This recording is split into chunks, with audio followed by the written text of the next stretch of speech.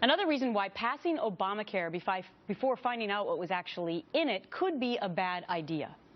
Volunteer firefighters saying they and the life-saving work they do could be the next victims of the new health care law if the towns where they volunteer are forced to provide health care coverage now for them. Congressman Barletta has been seeking clarification from the IRS with no concrete answers as of yet. The Pennsylvania Republican joins me now on the phone. Good to speak with you, Congressman. Nice to talk to you again, Gretchen. All right, so what's your concern?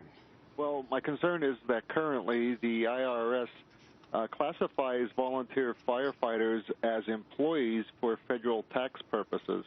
This means that they could be required to provide health care or pay a fine under the Affordable Care Act if they reach 50 volunteers or not, or even if they are grouped together with other employees from the township, borough, or municipalities.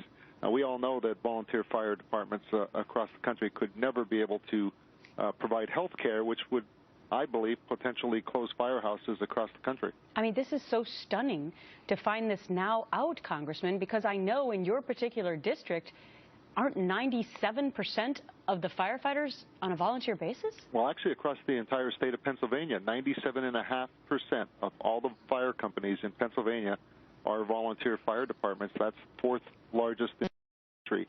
And what worries me is that we have been trying to get clarification from the Internal Revenue since the summer. Now, this was to be the law of the land already, and this is obviously another unintended consequence, but nonetheless, potentially could threaten fire departments all across America. So when you've reached out to the IRS, they simply don't have a concrete answer for you? They say they'll get back to you? What's the response? The response is that it is under review, and I honestly believe that this can be simply clarified with language that would just explain that volunteer firefighters are non-employees under the Affordable Care Act. Here's the amazing thing, Congressman. There have been dozens of waivers for big corporations and other entities with regard to Obamacare. Why wouldn't this just be a simple waiver?